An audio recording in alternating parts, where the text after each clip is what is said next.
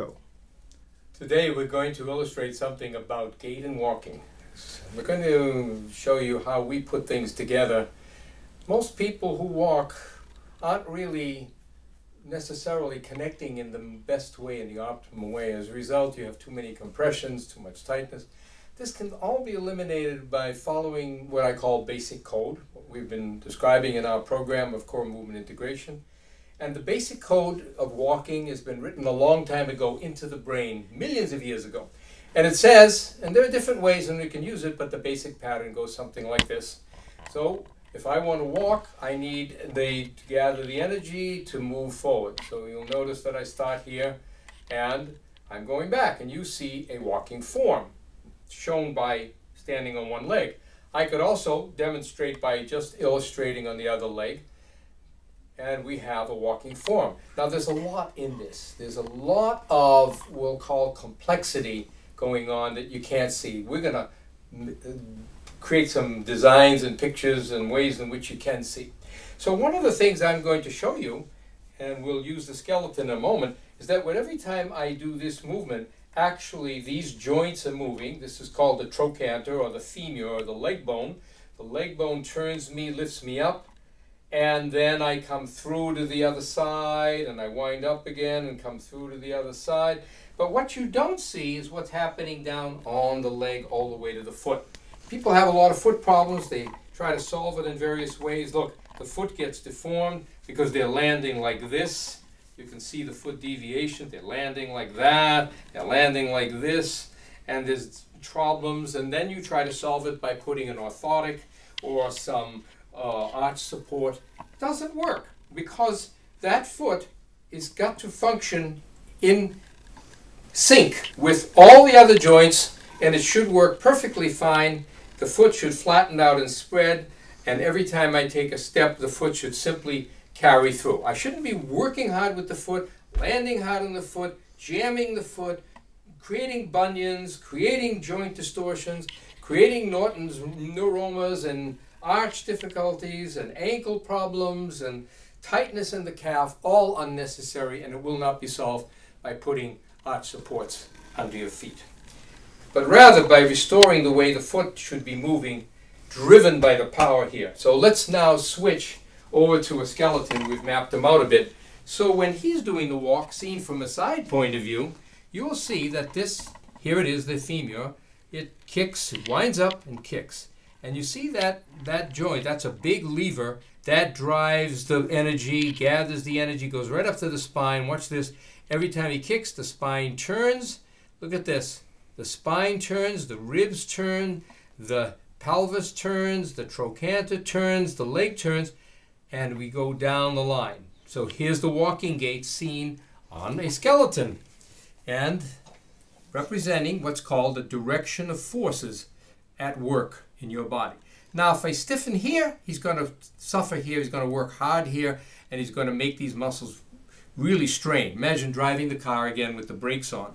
Okay, not a good way to do it. But if he moves like this, look at that. It's a beautiful flow. He gets a beautiful stride. And look at the excursion he gets on his leg. That's power. So he doesn't have to do much to get power, lift off, speed, and distance. But if he can only do this, look.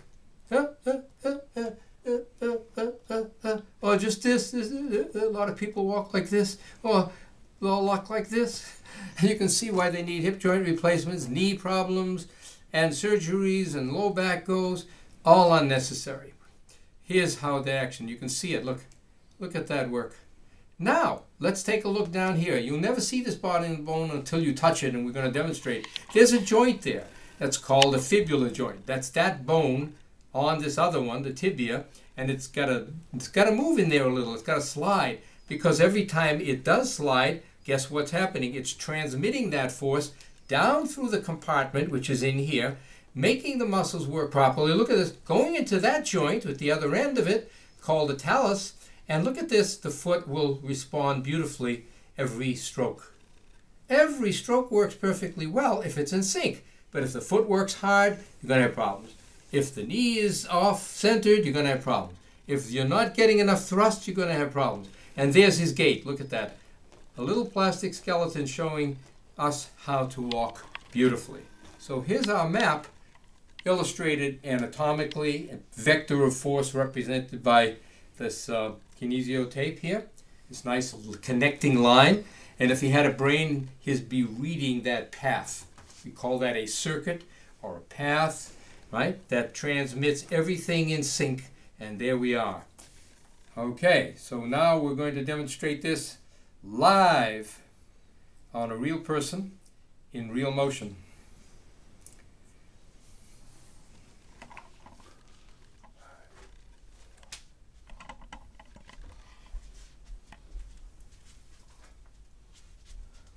Same way.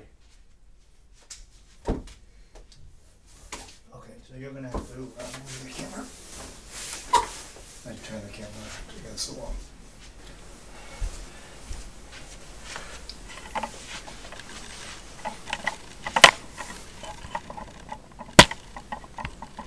And here we go. We'll even get the view from, and we'll turn it both ways so you can see it from both sides.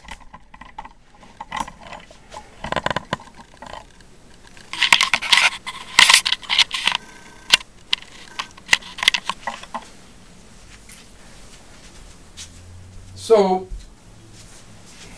Arthur will demonstrate some of the movements. So he's thinking of running or walking. We'll start with a kind of a basic gait. It's all, by the way, walking is the first stage before you run. So most people learn to walk before they run. And you see he's doing the same thing. Here it goes. I don't have the kinesio tape. There's his spine and ribs moving. It's going right through this joint nicely. It's going down through here's the trochanter. I got my hand on it. Here he's going, and there's the thrust of his leg.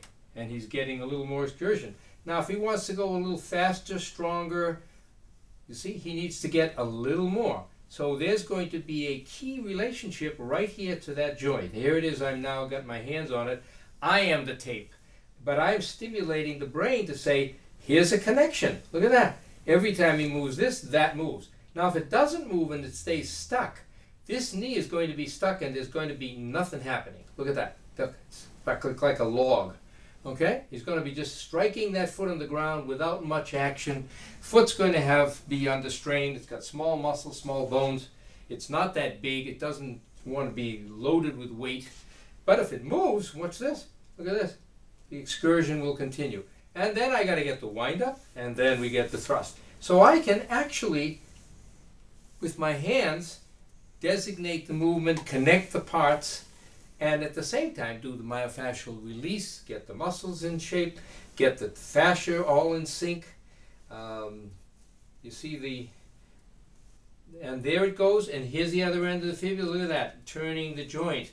And that is bringing the foot into its proper action and its proper landing, strike, and roll. Okay? So here we go, right down the line. And if we work that whole line, he's actually going to improve all of his function. And if there was some pains in the hip from tight muscles, pains along the way, pains around the knee, most of the time that pain is going to just disappear. So we don't treat the problem where it is. We treat the circuit and improve it and release the problems as we go along. If there's tightness along this line, it's going to get revealed all the way down. So by the time we finish with that, we can do what's called a quick check-in. By the way, I showed you from this side so you could see the whole thing, and we can change the sides at any point to see it from a different point of view. So would you turn the other way and face that, yeah. And we'll do the other side so you can see it from here a little clearer. Same idea. Got it? Here it is again. Only you can't see the spine, but here it is. There's the hip excursion, and that's what's going to make walking and then running possible. The more excursion, the more transmission without resistance. Here's the fibula. Look at that move. Look, I've got my hand right on the joint. There it goes. Look at that leg go when I do that. If he freezes that up and doesn't move, look, the whole thing stops, reduces. Can't see it. Right down to the ankle.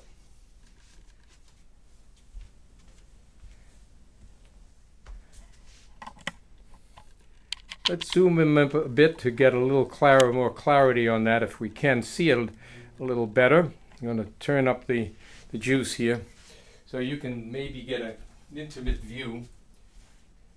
Okay. So when he goes, you see again, here's the trochanter, here's the head of the leg bone, here's the pelvic bone turning, everything's going through the lower back sacroiliac beautifully, there's the thrust, there's the fibula coming down through the compartment, here's the activation right there. The foot is now going to make all of its right moves. It winds up, watch this, the flexion, the extension, flexion, and that designates or indicates that the foot is doing its work in conjunction with the whole network. So the problem is not mostly in the foot, the problem is what's happening upstream.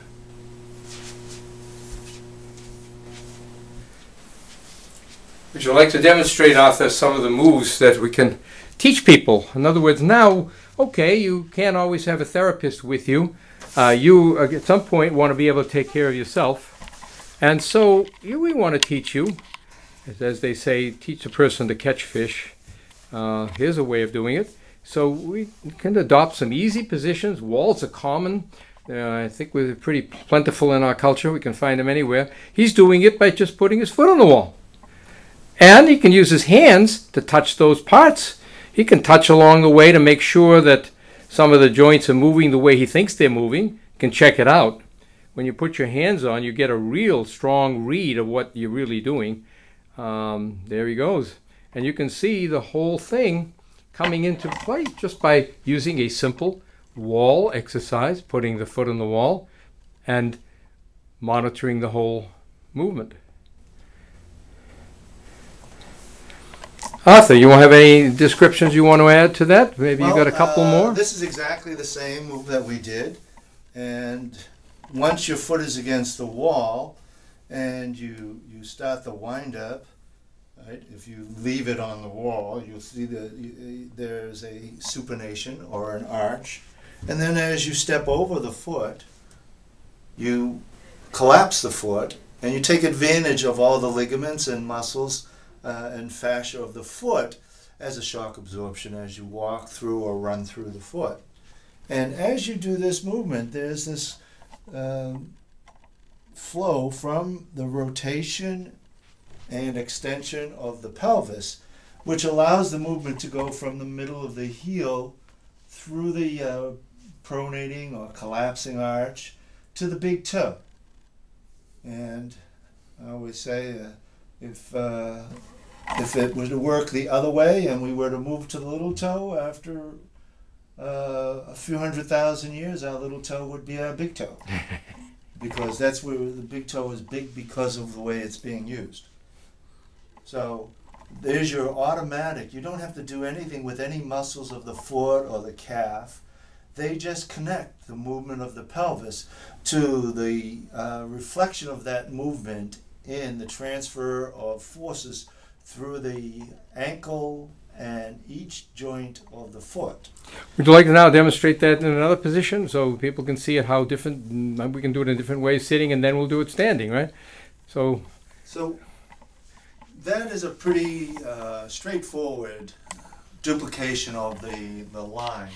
And the only disadvantage to that is you can't touch your foot.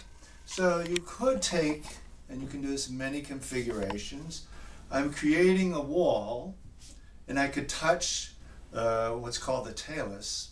The talus is the bone that connects the foot to the ankle. And I could do, here's the running move. And you notice that you see that your part of your pelvis is sort of over the chair or bench, which allows you a lot more excursion, right?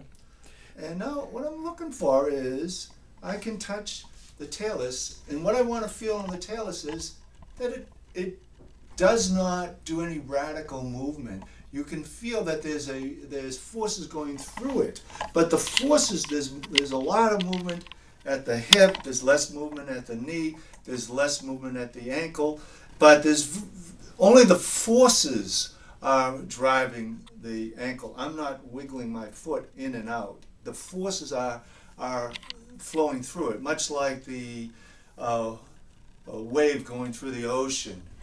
The medium is the water and the force is the wave, but there is not really a lot of active movement of the foot itself, since you're standing on it. And there's lots of ways of getting that movement. If you, like most people, this is sort of one joint.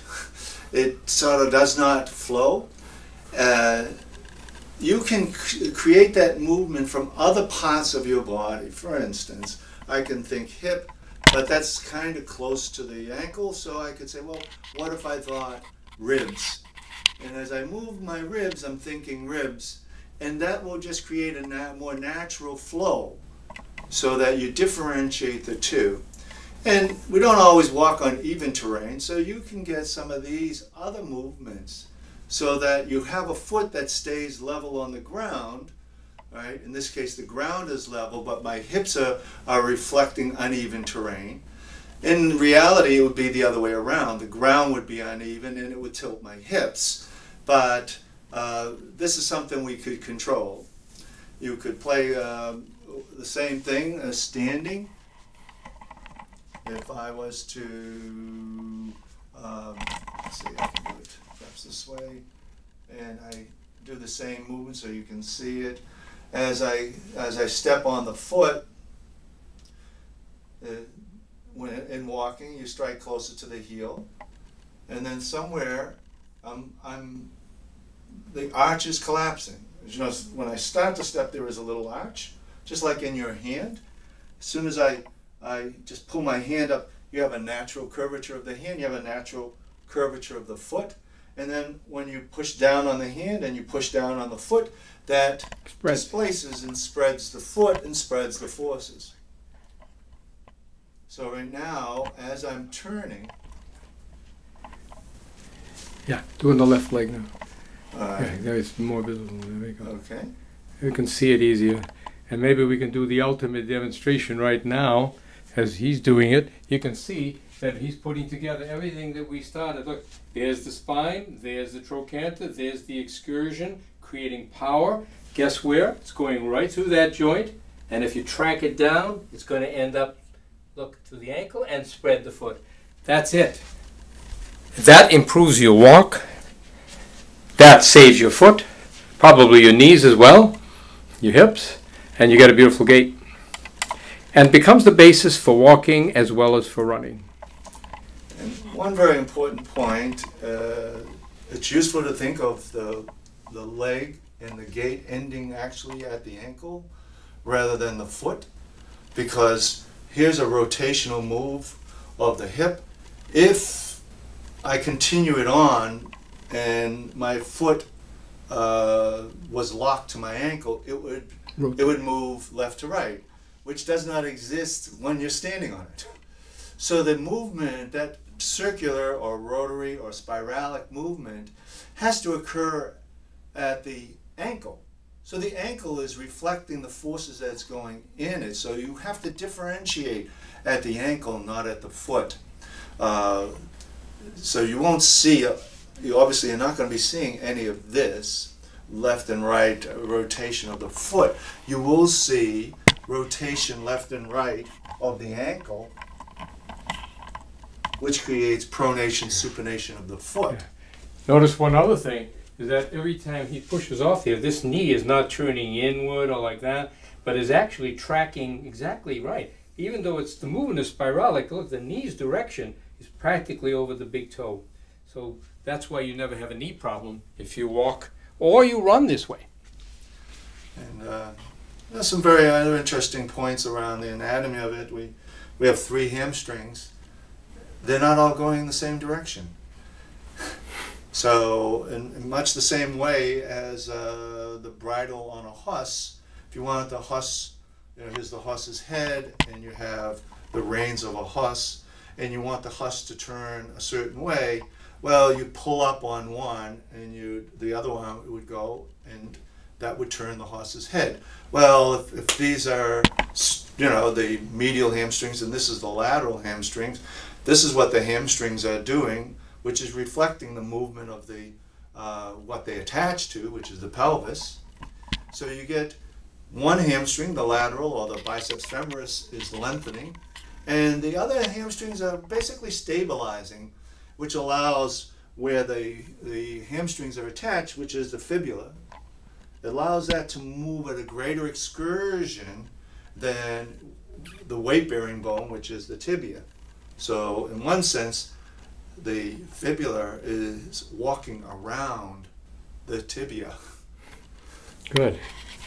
Good. I hope that's been clear, and if you want more, go to our website at www.core-integration.com, and you'll see a lot more video clips of this kind and more to come.